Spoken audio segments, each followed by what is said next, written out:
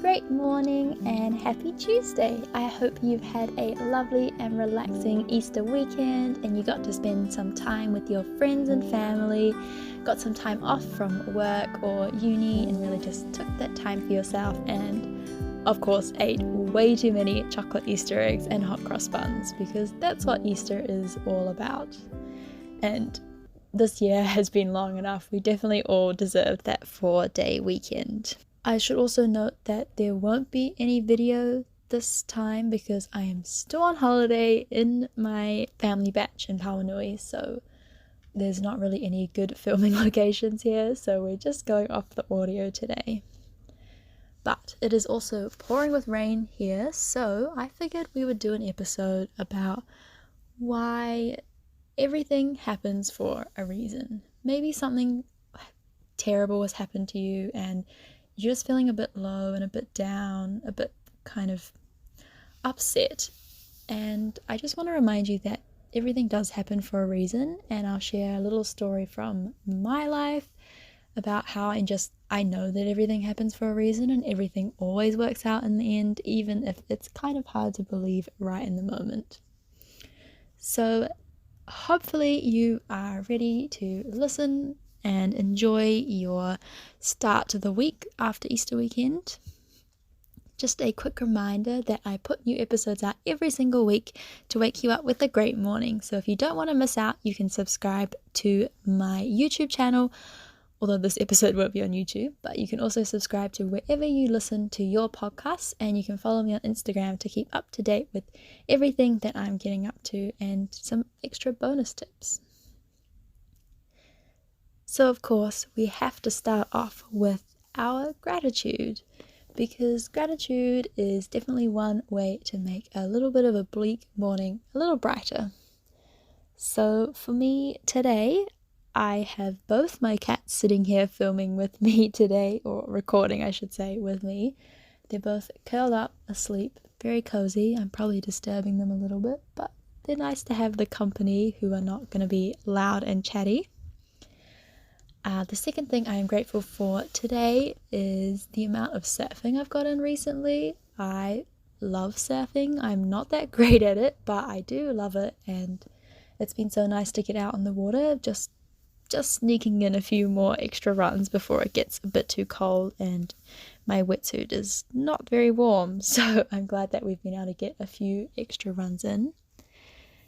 And finally, I am grateful for having a holiday home that we can escape to. I know that I am very privileged and lucky that our family does have somewhere to go that I can use pretty much whenever I want for free, and it's so nice to just get out of Auckland sometimes and escape the hustle and bustle of city. I always sleep way better when I'm out here. I always get to do way more exercisey, outdoorsy things and just really reset myself, which has been great for this long weekend. And now, of course, you can't just copy mine. You have to think of 3 of your own things that you're grateful for today or that you're looking forward to this week or anything like that. Maybe it's people in your life or anything you can think of that you're grateful for today.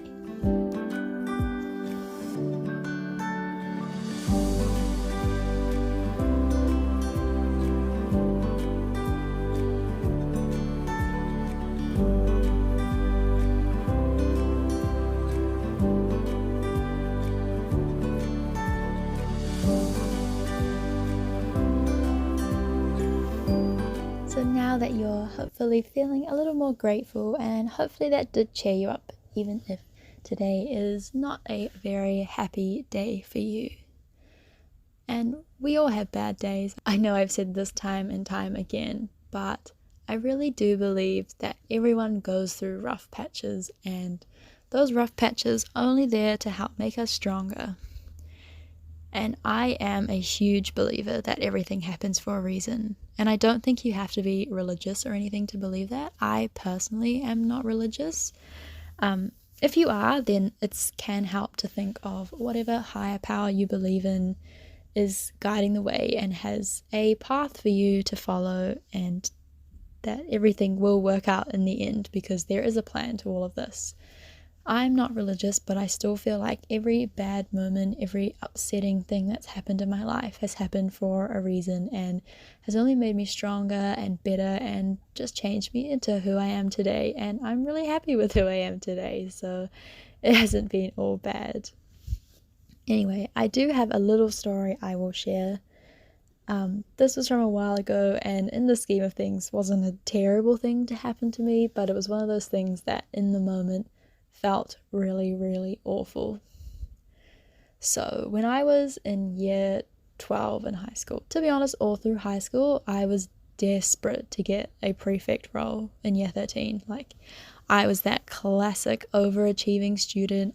All I wanted was to be the head of the school. So I put myself into everything. I did band, I did sports, I sucked up to all of my teachers and got really good grades. I was doing maths a year ahead, like everything under the sun to try and prove myself worthy to get a prefect role.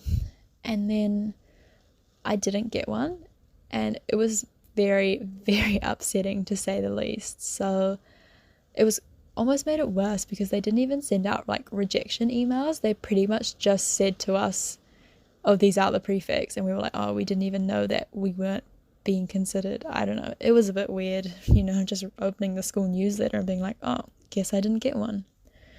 Anyway, I was a little bit upset about that, and understandably, like when you've worked for 4 years to try and get something and you don't get it, even though in the scheme of things, being a prefect in high school meant nothing, but it was really upsetting because it was one of those things that I had been working for.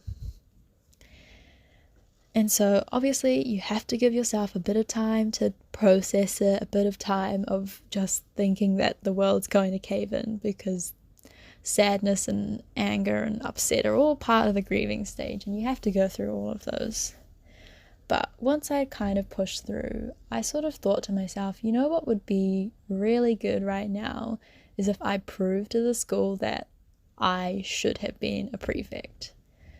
And I don't know, maybe that was not a very healthy mindset to be in, but it did work because I organised our school's Relay for Life. I did all this fundraising for Oxfam and things. I got even more involved in the concert band I was in and just threw myself into everything. I was crazy busy that year, but I actually had a really good year, and I did so many things that I wouldn't have done if I was a prefect, because I kind of would have got a little bit more complacent and not pushed myself so hard. So I think it really did pay off, and it forced me to push myself even harder. And I think I came out better at the end of it. I still got all the scholarships that I was looking for to get into unis and things like that. So it really didn't hinder me at all. It probably only made me a better person. And yes, the story is from a very long time ago now, it feels like. And it's definitely not, in the scheme of things, the worst thing that could have happened to me. But it is a good reminder that you can come out stronger. And now looking back to this day 5 years ago, like, I was a mess, but now I can see that it did happen for a reason, and it made my year 13 year as incredible and amazing as it was.